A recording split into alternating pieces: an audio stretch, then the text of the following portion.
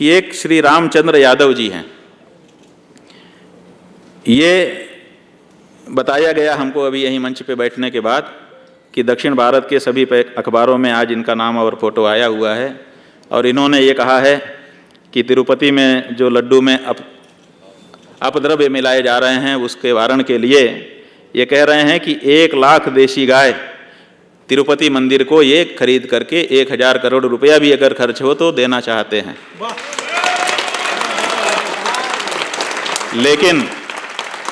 लेकिन तिरुपति वाले इतना बड़ा प्रस्ताव देने पर भी इनसे बात नहीं कर रहे हैं। तो हमारे पास आए, तो हमने जो हमारे पास बात ले आए हमने फटकारा उनको। हमने कहा ये गलत बात है। तिरुपति मंदिर के पास पहले से 3 लाख करोड़ रुपए से ज्यादा पैसा है।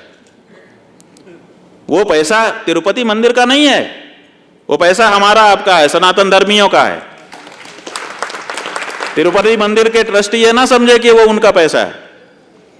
हमने दिया है तब उनके पास है, और हमने इसलिए ही दिया था कि हमारे भगवान का राग भोग अच्छे से हो, पवित्रता से हो। तो वो 3 लाख करोड़ जिसके पास है उसके लिए 1000 करोड़ खर्च करना मूर्खता है। बिल्कुल 1 रुपया नहीं देना चाहिए। बल्कि हम तो कहते हैं तिरुपति मंदिर के ट्रस्टी जब तक अपनी गौशाला बना के अपने यहां उत्पन्न किए घी से लड्डू बनाना शुरू करना कर दें, तब तक तिरुपति में दान देना बंद करो।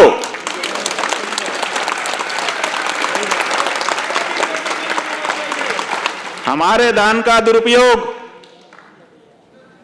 दान का बहुत महात्म्य हमारे शास्त्रों में बताया है, लेकिन सत्पात्र के दान का महत्व है, कुपात्र को दान देने का महत्व नहीं है, बल्कि उल्टा है।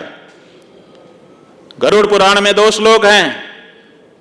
एक व्यक्ति दान करता है वो स्वर्ग में जाता है, और एक व्यक्ति दान करता है वो नरक में जाता है, और दोनों परिचित होते हैं।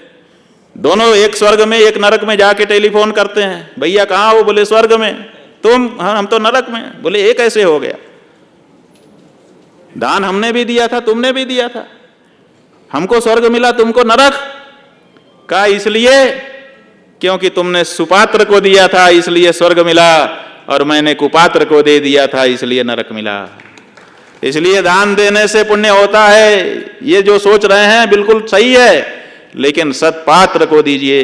सत्पात्र दानाच्च भवेत् धनाढ्यः, धनाढ्य भावात् प्रकरोति पुण्यम, पुण्य प्रभावात् त्रिदिवम प्रयाति, पुनर्धनाढ्य पुनरेव दानी। और कुपात्र दानाच्च भवेत् दरिद्रः, दरिद्र भावात् प्रकरोति पापम, पाप प्रभावान् नरकम प्रयाति, पुनर्दरिद्रः पुनरेव पापी। एक बार कुपात्र को दान दे दिया तो गलत चक्र में चले जाओगे। ये कुपात्र को दान देना हो जाएगा, क्योंकि भगवान तो भगवान हैं, लेकिन भगवान कैसे होते हैं? ये जो सीट है ना, ये सीट का नियम ये है कि इसके ऊपर जो बैठा रहेगा उसी का अक्स धारण कर लेती है। अच्छा व्यक्ति बैठ जाएगा तो सीट अच्छी हो जाएगी, और बुरा बैठ जाएगा तो सीट की निंदा होने लगेगी। उसी तरह से भगवान तो भगवान हैं, लेकिन अगर वहां के ट्रस्टी अच्छे नहीं है तो वो धन का दुरुपयोग करेंगे, जो कि कर रहे हैं। एफडी बना करके रखे हुए हैं। एफडी बनाने के लिए हमने दान दिया था, भगवान को चर्बी का भोग लगाओ और पैसा एफडी में रखो। गलत।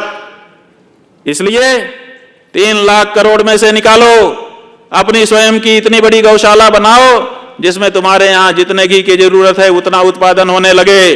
खबरदार जो खरीद करके घी लिया और उससे भगवान का भोग बनाया।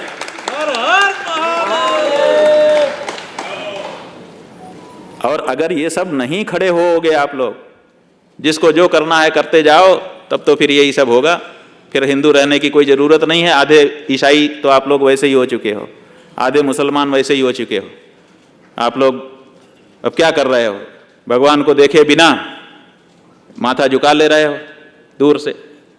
मुसलमान यही तो करते हैं, भगवान को देखे बिना माथा झुका लेते हैं।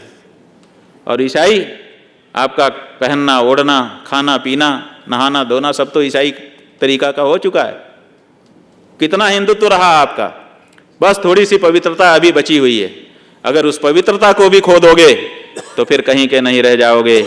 इसलिए हे हमारे हिंदुओं, तैयार हो जाओ, अपने हिंदुत्व को वापस लाओ, इसी में तुम्हारा गौरव है।